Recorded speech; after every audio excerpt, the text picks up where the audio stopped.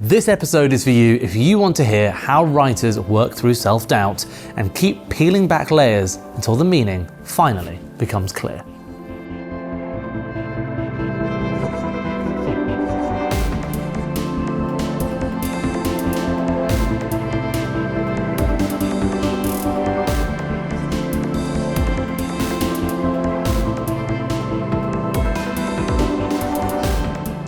I'm Kieran Banerjee and this is The Hardest Part, where we go inside the making of the hardest songs artists have ever had to write. Today, I'm with Madi Diaz, talking about her track, Heavy Metal. She explains that the song began as a feeling she couldn't quite access while finishing her record. The idea sparked while talking to her brother, who plays in a heavy metal band, and wanted an outlet for how intense everything felt.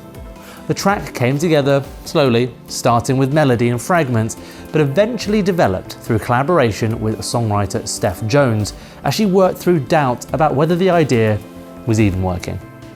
In our conversation, she talks about the challenge of writing when you're feeling emotionally heavy, needing patience to keep uncovering what the song is actually about, and how the process became a way of understanding those feelings, from family reflections in the lyrics to the repetition that runs through the song's core idea.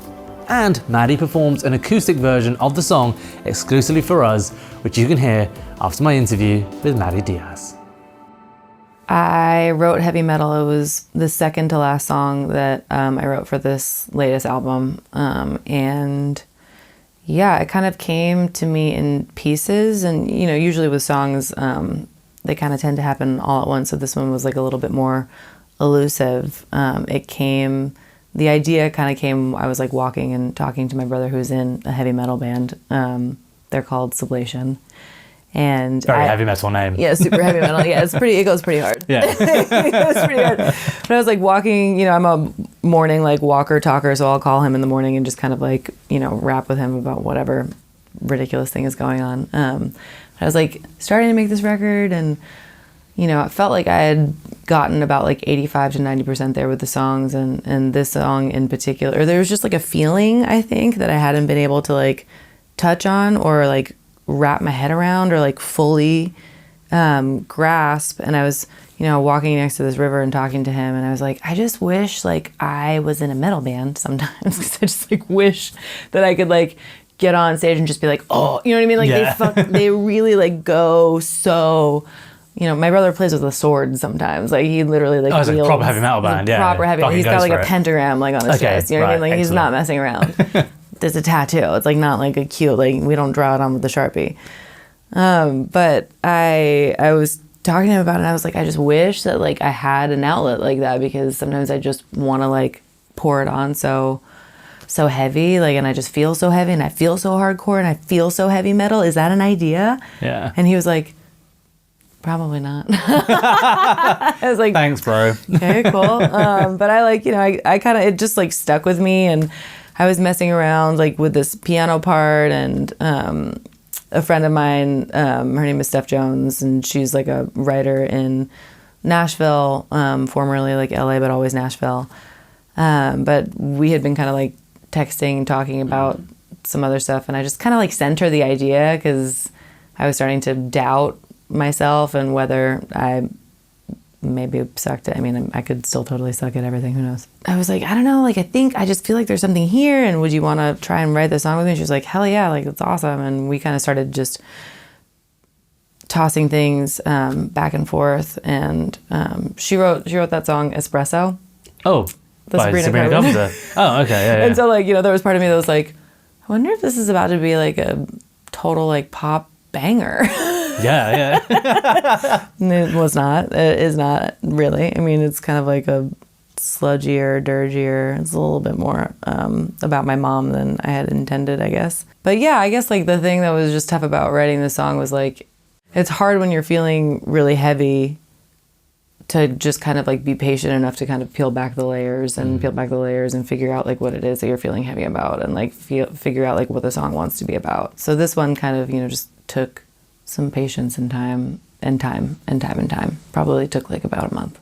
So talk me through the writing process. So you had fragments of this song, is that right? Yeah, I had more melody, I think, than I did actual. I had melody and I had I know it's called heavy metal. I know heavy metal is how I feel. And the why of it, you know, just started to kind of come out in the verses, you know, like when I walk by a mirror, you know, sometimes I think I'm looking at my mom, which is like kind of a crazy moment. You know, it's like if it's like a time travel moment back to like when I'm 12 and watching her like walk down a hallway, you know what I mean?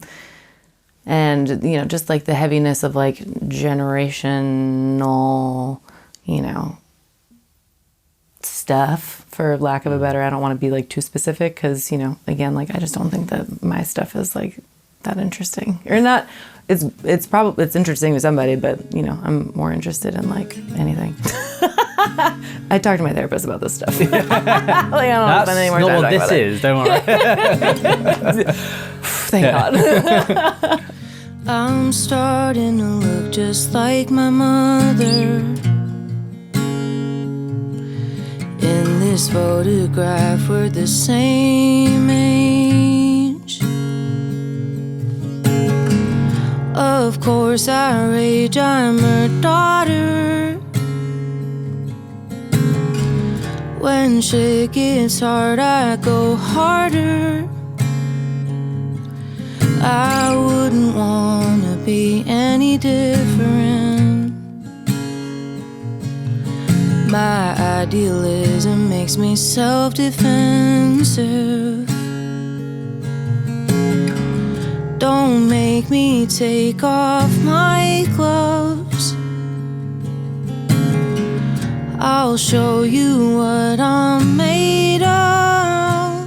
You know, when you're talking to your brother about music, so I find it quite interesting because, you know, you'll have a lot of the same reference points from life just because you're brother and sister, right? Yeah. In two completely different genres of music. Totally. How do you communicate about music? You know, like tricky one, right? Because like some of the nuances of writing heavy metal music is completely different to your genre. Yeah. How do you two communicate through music? I feel like it's something that we're always like developing and learning about each other. Like my brother, like, you know, I write from like a very pretty purely emotional place. Right. And my brother needs to kind of like math it out a little bit beforehand. And like the technicality of his abilities. And like the math that he does, like if he's like feeling a complex feeling, he'll like write it in like a weird time signature. You know what I mean? Like, or he'll like, you know, crazy riff over top of it to like, you know, sort of like simulate the inner Meaning stuff. Something, yeah. Okay. The inner stuff. And yeah, I mean, I think I kind of do the same thing, but like maybe like a little bit like the more chilled out version, the less like panic attacky version. Yeah. Or at least the stuff that gives me the panic attack version. But yeah, I think we both, you know, especially what you're saying, you know, like we come from the same house, you know, we're raised by the same people. And so the background, like the foundation is like really, really, it's the same thing, but it just kind of led us down two totally different paths, which is interesting. He's also a speech language pathologist. Oh, wow. Okay. So he's like very, you know what I mean? Like he's into the technicality, like nitty gritty of like language and speech and plosives and, you know, like the way people stagger and the way people, you know, form words, sentences. And I write lyrics. Yeah. Do you ever hear him analyzing how you're singing? It's funny, like I do, he gets very analytical about like what chord choices I'm making as if they happened on purpose. And they do in a way, obviously, you know what I mean? But like not as much Chill out, as... leave me alone. Yeah, exactly. Like not in such a like, I'm thinking about every, like I just can't, I cannot make myself do that. It's so different. It's so crazy. Is he a super chill guy? I don't think I would describe either one of us as chill like ever. Oh, really? Like it's so funny because like we're big chillers. Like we're both homebodies. But I don't think like, you know, we're both kind of like, we like to spin on a thought. So I don't know if that's chill, you know. Like, it's interesting because whenever I meet metal musicians or speak to metal artists, it's like you'll go to one of their shows and it's like fucking carnage. Yes. And then afterwards, everyone's just like, hey. Totally. Like, I feel like they've really got something out of them there. Totally. And, No, totally. Well, it's very like, it's like the ducks underneath the surface. They're like doing but on the surface, like it's just very, like, I think that kind of embodies both of us to some extent. Like, my brother's a really hard worker, and I am too. And then we're big chillers. Big time. So you're not from Nashville, you live in Nashville now. I'm also super interested in talking to anyone about that city and the inspiration it has to songwriters as well. Yeah. Whenever I spend time in that city, you just walk from bar to bar, cafe to cafe, and you're like, You can feel it. fucking hell. Yeah. The quality and the substance of everything that's going on is amazing. Yeah. Even when you like walk into like a trashy bar on Broadway and there's like some covers band, Yeah. it still kind of hits really hard. It kind of somehow. does. Yeah. I'm like, wow, this is the 15th time I've heard like whose boots are under your bed anyway or whatever. Right. But I like, love this bar. I'm there for it. Yeah. Yeah. How has that changed as a songwriter? Because I just think so many musicians go there to evolve their craft, and I'm just very interested to see what the influence of the city's had on you. It really is such a crazy place. When I moved there in 2008, so long ago, it's crazy. You've been there a while then. A long Yeah. time. I mean, I did like a 5-year period in LA, but I've been, cumulatively in Nashville for like 12 years or something like that now, which is crazy. But immediately, I just thought it was such a magical, there's just something about the language there of like just storytellers, like people just taking these moments that are just these very, very specific, very simple, like just daily moments. Everyday moments, and turning them into this singular poetry. And it really is a craft and a superpower. And I don't know, I think it's so beautiful, from one person to the next, how similar and how different like that, story of washing the dishes is. Yeah. You know what I mean?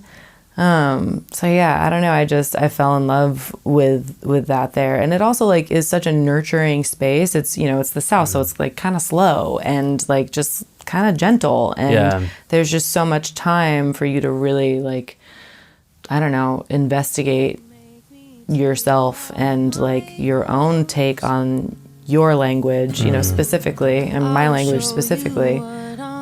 It's just been a very nurturing place. It's not gold, it's not platinum, it's not silver, it's not special. I've been running so hard lately, don't know how it doesn't break me. It's a good thing my heart is so heavy metal. Talk to me about the production in this song. So when you go into the studio, who produced the record? His name is Gabe Wax.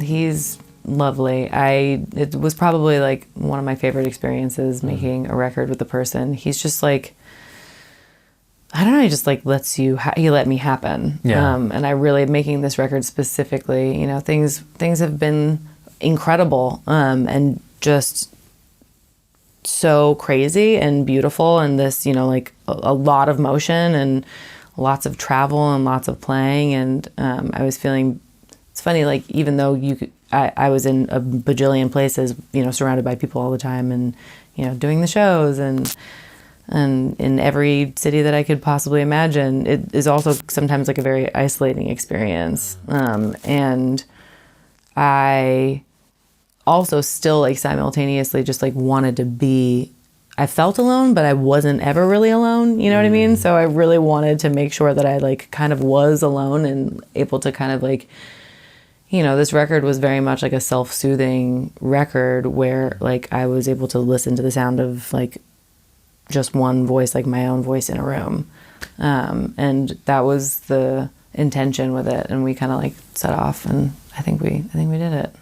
It is fascinating that, isn't it? Because like speak to a lot of artists about the exact same thing, where it's like you're around people all the time, even if not your own bandmates, which is like a family in itself. Yeah, big time. And then you have thousands of people, but there is this like feeling of loneliness, and maybe like you feel so close to those people but haven't actually got a connection in some ways. Yeah. And I can't remember I think it was a Queens of the Stone Age documentary or something where like Josh Homme was in it or something.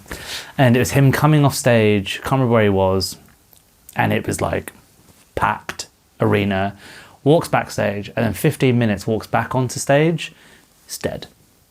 And it's like this whole thing of like everyone's just gone home and now got on with their lives, and you're the second thought to them. And you're still there living in it. It's strange, isn't it? It is. It's also like, I don't know, some of my favorite moments are those after show moments when the place is like totally empty and all you see is like just wreckage, you know? Beer cups getting swept up, and like, you know, security just kind of like doing like rounds, and like they're pulling like the stage down and like disassembling the party that had just assembled, you know, like 8 hours before. It's like it's like eerie, but that's also kind of calm and soothing, and you know, it just gives you, I think, like the up and down of that. I mean, exactly that, like that 15-minute span, 20-minute span is just such a beautiful, I mean, pendulum swing, and it just covers such a great space, you know, so to kind of like come back home and like write and try to like bring myself like back to the center after like living on these two opposite sides was like, you know, it was like a hard thing to do. And you know, I think this record I know is not like a easy listening record. You know what I mean? It's like a lot to kind of like hold the tension of loneliness for 12 or 11 songs. 11 songs. Like, how many songs do we do? 11? It's a special 12th song. Yeah, exactly. Somewhere out there. Yeah, it's a tough thing, I think, for like a listener. But I guess maybe it was like a little bit of a selfish record in that sense, where like I needed to just do that and get it out of my system. So I finish all these interviews with the same question, and it comes from a place where I heard a song. It was from a new album of an artist I really liked. Okay. Everyone was like, this is their best record ever. I listened to it. I didn't think that. And then directly afterwards, just like the way things get cued, there was an interview with the lead singer talking about the song, but speaking about like really specific vocal nuances into relation of like what it was about. And it was mainly about his vocal dynamics, really. And then I listened to it back and it changed the entire way I heard this song. And I think that's my favorite thing about talking to artists like one-on-one, is that you can ask them about all these nuances to listen out for that were very present for them in the moment, but might not be as obvious to the audience or to the fan. So our audience are about to hear this really special acoustic version you've done of heavy metal. Is there any like nuance in the lyrics or anything you want them to listen out to? It's going to change the way they experience it? My favorite line in the song is, well, I guess it's 2 lines. It's like, I think falling into love is a miracle, and in some religions, repetition is spiritual. And I think that this song specifically, for me, and why it felt so important to finally wrap words around how I was feeling when I was writing it, was like the repetition of this, like falling into love and falling out of love and falling into love and falling out of love, and just couldn't figure out like why I felt like I was carrying so much, and like how to actually impart like the feeling of, this is heavy. Like I can't, like I just need to take a quick sit down with this feeling and really try to like put it into words, into song. I was also like, when I was at that point in the recording process, I was dealing with like a really crazy like chronic pain issue, which I had never really experienced before, which had to do with like 20 years of patterned, like I stand the same way when I'm playing, I sit the same way when I'm playing. Really? Okay. I carry my things the same way. Like it's just the funniest. So it was like, even the way like I was carrying, you know, my guitar and carrying myself was like hurting, like physically. So there was like a lot going on in that moment, in that song, in that recording. Madi Diaz, thanks for joining us on The Hardest Part. Thank you.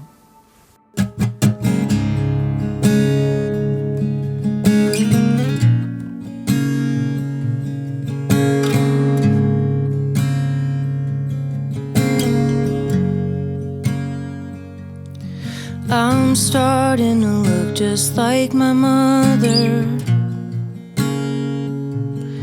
In this photograph we're the same age. Of course I rage, I'm her daughter. When shit gets hard, I go harder. I wouldn't wanna be any different. My idealism makes me self-defensive.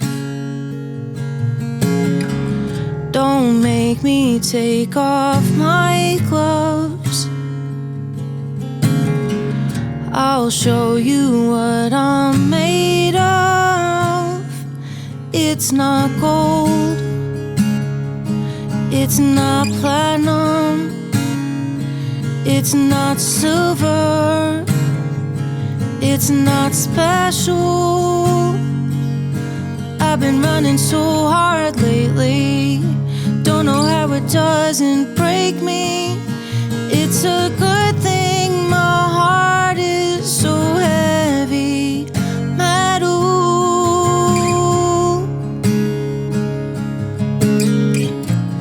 It's a good thing my heart.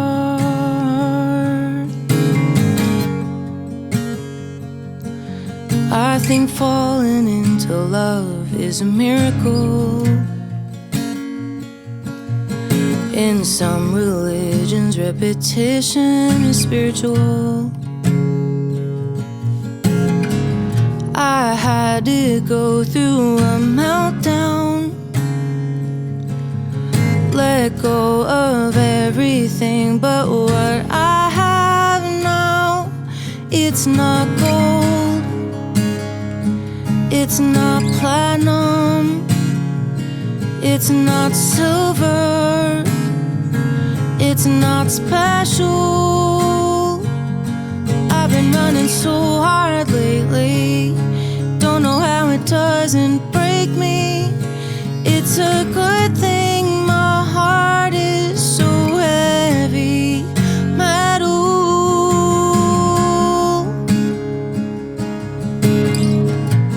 It's a good thing my heart.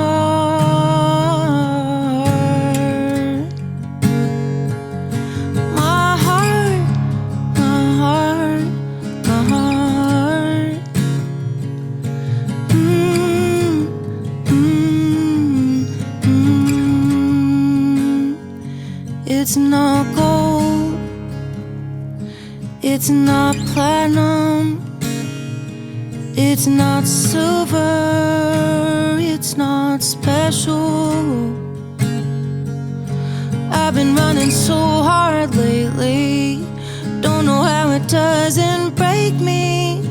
It's a good thing my heart is so heavy, heavy, heavy, heavy metal.